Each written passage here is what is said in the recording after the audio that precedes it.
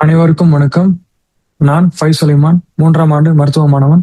இன்று நான் எடுக்கப் போகும் தலைப்பு டெவலப்மெண்டல் டிஸ்பிளேசியா ஆஃப் ஹிப், இடுப்பு மூட்டு வளர்ச்சி மற்றும் குறைபாடு. இதை பற்றி விரிவாக நாம் காணலாம். இடுப்பு மூட்டு ஹிப் ஜாயிண்ட் என்பது ஒரு பந்து கிண்ணமும் போன்ற மூட்டு பால் அண்ட் சாக் ஜாயிண்ட் ஆகும். இதில் தொடை எலும்பு, தலை, ஃபீமரைடு மற்றும் அசிடாபுலும் சரியாக பொருந்தி இயங்கும். ஆனால் இந்த நோயில் இந்த இரண்டு பகுதிகளும் சரியாக பொருந்தாது.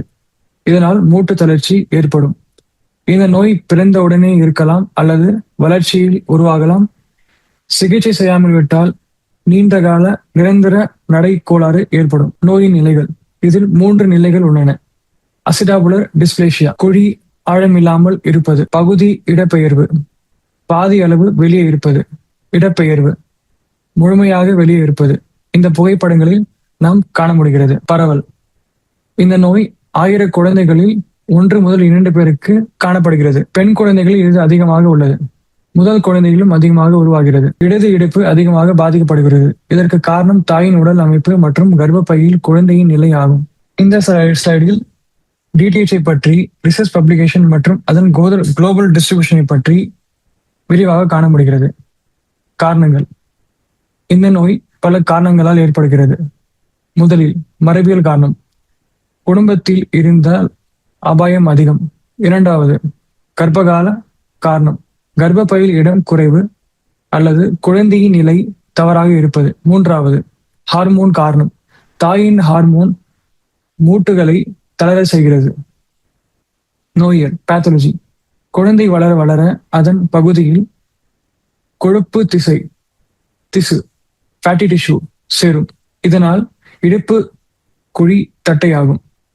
நடக்கும் வயதில் இது செகண்டரி ஆஸ்டியோ அத்ரிட்டிஸ் மற்றும் தசை சுருக்கத்திற்கு வழிவகுக்கும்.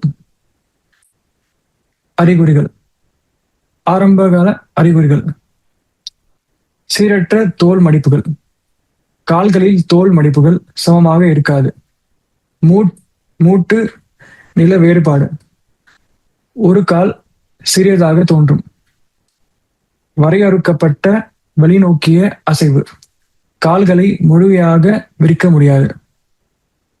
முக்கிய பரிசோதனைகள்: 2 முக்கியமான புரோவோகேட்டிவ் சோதனைகள் உள்ளன. முதலில் பார்லோ சோதனைகள், மூட்டு வெளியே போகிறதா என்பதை பார்ப்பது. 2, ஆட்டோலனி சோதனை, வெளியே இருக்கும் மூட்டை உள்ளே வைப்பது. இதில் ஒரு கிளக்ஸ் அவுட் கேட்கும். நடக்கும் குழந்தையின் அறிகுறிகள்: குழந்தை நடக்கும் தொடங்கும் போது Trendelenburg gait, waddling gait, lumbar lordosis. முதலில் ட்ரெண்டி லென்பர்க் கைண்ட், ஒரு பக்கம் சாய்ந்து நடப்பது. வாட்லிங் கைண்ட், வாத்து போன்ற நடை. லம்பார் லோடோசிஸ், முதுகுத்தண்டு அதிகமாக வளைந்திருப்பது. கண்டறிதல் டயக்னோசிஸ்: 6 மாதத்திற்கு உட்பட்ட குழந்தைகளுக்கு அல்ட்ராசோனோகிராஃபி சிறந்தது. 6 மாதத்திற்கு மேல் எலும்புகள் உறுதி அடைந்த பிறகு எக்ஸ்ரே எடுக்க வேண்டும். எக்ஸ்ரேயில் பர்கின்ஸ் லைன் மற்றும் ஹில்ஜன்-பிரெய்னஸ் லைன் கொண்டு பாதிப்பை கணக்கிடலாம். சிகிச்சை முறைகள்: 6 மாதத்திற்குள் கண்டறிந்தால் இதற்கு நான் ஆபரேட்டிவ் ட்ரீட்மெண்ட் போதுமானது. பால்விஸ் ஹார்ட்னஸ் எனப்படும் சிறப்பு பட்டையை பயன்படுத்தி மூட்டை சரியாக நிலையில் வைக்கலாம். இது 90% வெற்றி தரும். 6 மாதத்திற்கு மேற்பட்டால், குழந்தை வளர்ந்து விட்டால் முடிவு குறைப்பு க்ளோஸ் ரிடக்ஷன் அல்லது திறப்பு குறைப்பு ஓப்பன் ரிடக்ஷன் அறுவை சிகிச்சை செய்ய வேண்டியிருக்கும். பிறகு மாவுக்கட்டு போடப்படும். முடிவுரை மற்றும் சுருக்கம்: இடுப்பு மூட்டு வளர்ச்சி கோளாறு என்பது ஆரம்பத்திலேயே கண்டறியப்பட வேண்டிய ஒரு குறைபாடாகும். பிறந்த குழந்தைகளுக்கு செய்யப்படும் பார்லோ மற்றும் ஆட்டோலோனி சோதனைகள் மூலம் இதை எளிதாக கண்டறியலாம். 6 மாதத்திற்குள் கண்டறிந்தால் பால்விக்ஸ் ஹார்னஸ் போன்ற எளிய பட்டைகள் மூலமே 90% குணம் அடைய முடியும். தாமதம்: ஒருவேளை குழந்தை நடக்கம் தொடங்கிய பிறகு கண்டறிந்தால் அது கடினமான அறுவை சிகிச்சைக்கும் வாழ்நாள் முழுமையும் நீடிக்கும் நடை கோளாறுக்கும் வழிவகுக்கும். Early diagnosis is better ப்ரோனோசிஸ்.